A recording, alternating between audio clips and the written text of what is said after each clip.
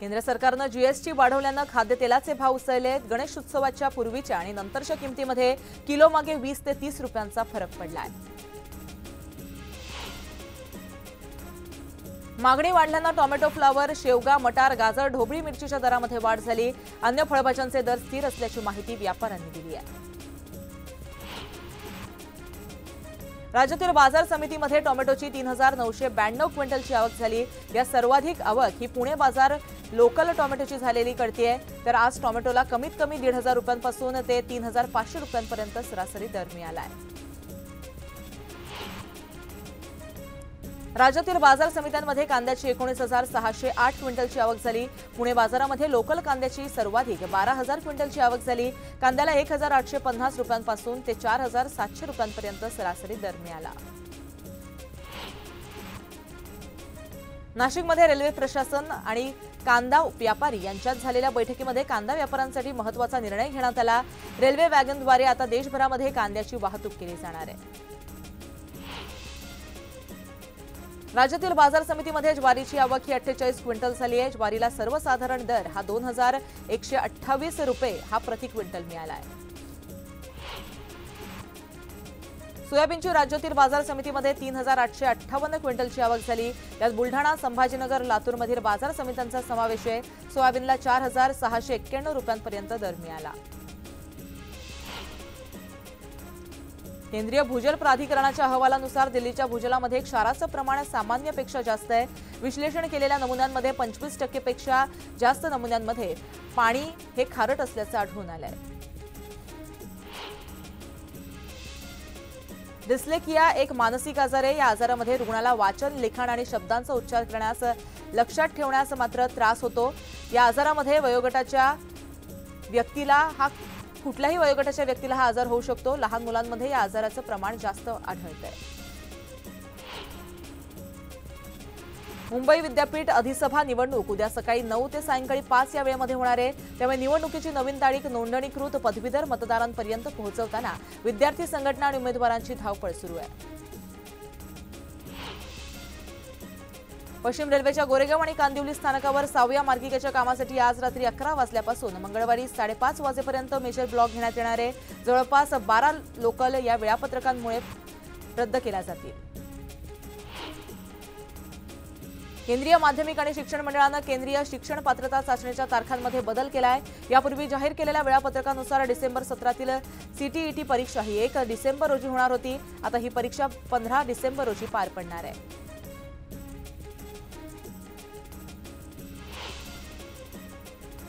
राज्य परिवहन आयुक्तांसोबत विविध मागण्यांसाठी झालेल्या चर्चेत तोडगा निघाला नसल्यानं राज्यामध्ये मोटर वाहन विभागातील 1,500 कर्मचाऱ्यांनी संपाचा इशारा दिलाय। त्यामुळे आरटीओचे कर्मचारी उद्यापासून बेमुदत संपावर जाणार आहेत।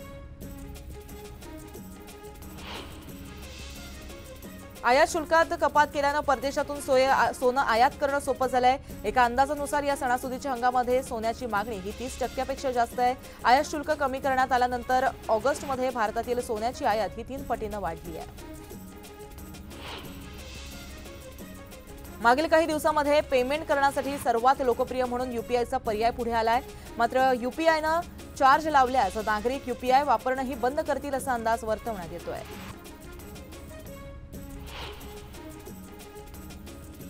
ब्रिटिश बँड कोल्डप्ले 9 वर्षांनंतर भारतामध्ये परफॉर्म करणार आहे। हा बँड 18 आणि 19 जानेवारीला मुंबईतील डी.वाय. पाटील स्टेडियमवरती परफॉर्म करणार आहे।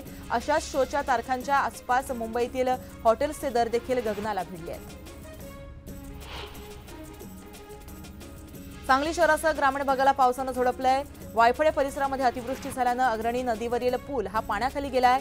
काढणीला आलेल्या पिकांचं मोठ्या प्रमाणात यामुळे नुकसान झाल्यामुळे शेतकरी हवालदिल झालाय।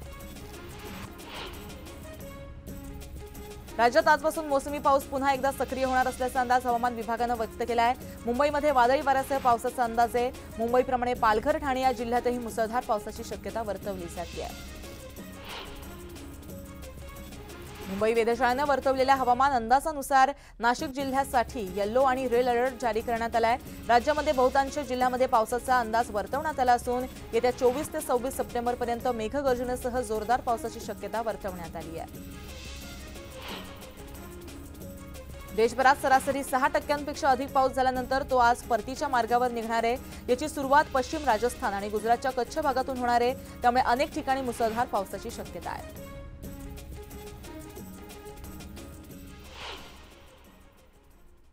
तर मराठा आंदोलक मनोज जरांगे आणि ओबीसी आंदोलक लक्ष्मण हाके यांच्यात आता चांगलंच जुंपलंय। मनोज जरांगेंनी आरक्षणाच्या मुद्द्यावरून भुजबळांची नाटक कंपनी म्हणत हाकेंना लक्ष केलं। त्यानंतर हाकेंनी सुद्धा जरांगेंच्याच भाषेमध्ये त्यांना प्रत्युत्तर दिलंय।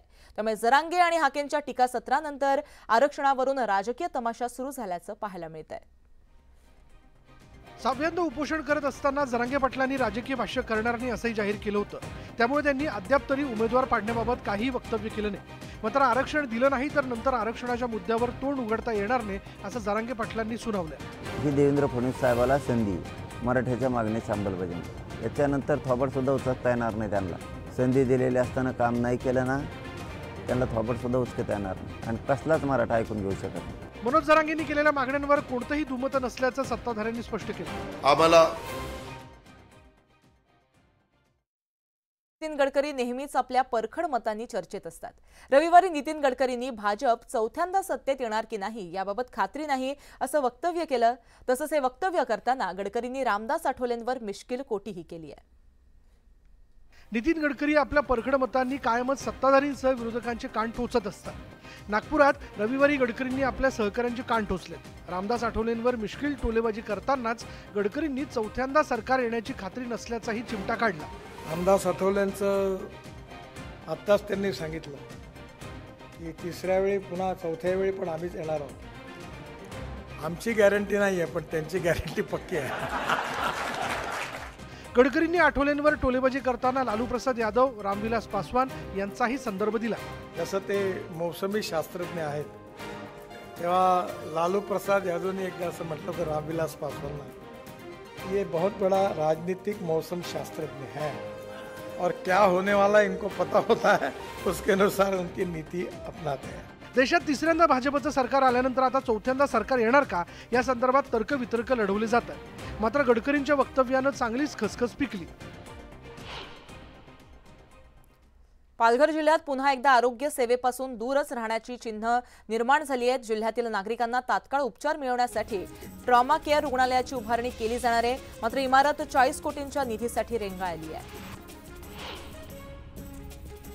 देहू रोडमध्ये ओणम सणाच्या निमित्तानं नायर सर्व्हिस सोसायटीच्या वतीनं लेखा फार्ममध्ये कार्यक्रम आयोजित करण्यात आला होता। या कार्यक्रमामध्ये केरळचे राज्यपाल आरिफ मोहम्मद खान हे उपस्थित होते। महाराष्ट्राची कुलस्वामिनी तुळजाभवानी देवीच्या शारदीय नवरात्र महोत्सवामध्ये 3 ऑक्टोबरपासून घटस्थापनेला प्रारंभ होणार आहे। त्यापूर्वी देवीच्या मंचकी निद्रेस मंगळवारी 24 सप्टेंबरपासून प्रारंभ होणार आहे। महाराष्ट्रातील 3.5 शक्तिपीठांपैकी अर्धपीठ मानलं जाणाऱ्या सप्तशृंगी घाट भाविकांसाठी 4 दिवस बंद राहणार आहे। 23 ते 26 सप्टेंबरपर्यंत सकाळी 7 ते दुपारी 12 वाजेपर्यंत हा घाट रस्ता वाहतुकीसाठी बंद राहील। पुण्यातील भाविकांचं श्रद्धास्थान असलेल्या चतुशृंगी मंदिराच्या जीर्णोद्धाराचं काम पूर्णत्वास जात आहे। हे काम लवकरात लवकर पूर्ण करून आता 29 सप्टेंबरपासून मंदिर भाविकांच्या दर्शनासाठी खुलं केलं जाणार आहे। सिंधुदुर्गमध्ये निलेश राणे यांच्या संकल्पनेतून साकारलेल्या कुडाळ येथील सिंधुदुर्ग राजाचं आज विधिवत विसर्जन होणार आहे। दुपारनंतर ही विसर्जन मिरवणूक निघणार असून निलेश राणे उपस्थित राहणार आहेत। जिल्ह्यातील शिक्षकांकडून असहकार आंदोलन पुकारण्यात येणार आहे। शिक्षक सामूहिक रजा घेत जिल्हाधिकारी कार्यालयावरती धडकणार आहेत। त्यामुळे जिल्हा परिषदेच्या शाळा बुधवारी बंद राहणार आहेत। राज्याचे कृषी मंत्री धनंजय मुंडे यांच्या परळी विधानसभा मतदारसंघामध्ये शेतकऱ्यांच्या प्रश्नावर शेतकरी हक्क मोर्चा निघणार आहे। सर्वपक्षीय विरोधक एकवटले असून बैलगाडी आणि ट्रॅक्टर मोर्चा काढला जाणार आहे। गणेशोत्सवात भाविकांनी लालबागच्या राजाला कोट्यावधी रुपयांचं सोनं चांदीचं दान केलेलं आहे, अर्पण केलेलं आहे। या दागिन्यांचा लालबागचा राजा सार्वजनिक गणेशोत्सव मंडळाकडून शनिवारी लिलाव करण्यात आला। लिलावाच्या पहिल्याच दिवशी 2,35,18,000 रुपयांच्या सोनं चांदीच्या दागिन्यांची आणि इतर वस्तूंची विक्री झाली आहे। मुंबईसह देशभरात प्रसिद्ध असलेल्या लालबागच्या राजाचं दर्शन घेण्यासाठी भाविकांचा जनसागर लोटला होता। 10 दिवसांच्या गणेशोत्सवात लाखो भाविकांनी गणरायाचं दर्शन घेतलं। या 15 दिवसात 5,65,60,90,000 रुपयांची संपत्ती राजाच्या चरणी अर्पण केली असल्याची माहिती मंडळाच्या खजिनदारांनी दिली। लालबागच्या राजाच्या चरणी 73,50,000 किमतीची 1 किलो सोन्याची वीट, 10 तोळे सोन्याची 13 बिस्किटं, यातील एका बिस्किटाची किंमत 7,35,000 रुपये इतकी आहे। सोन्याच्या मुलाम्याचं 909 ग्रॅम चांदीचं सुदर्शन चक्र असं दान करण्यात आलंय। 4 किलोहून अधिक सोन्याचे दागिने बाप्पांच्या चरणी दान करण्यात आले। याशिवाय चांदीचं मोदक, उंदीर मामा, समई मूर्ती देखील दान करण्यात आली आहे। या दागिन्यांचा लिलाव करण्यात आला।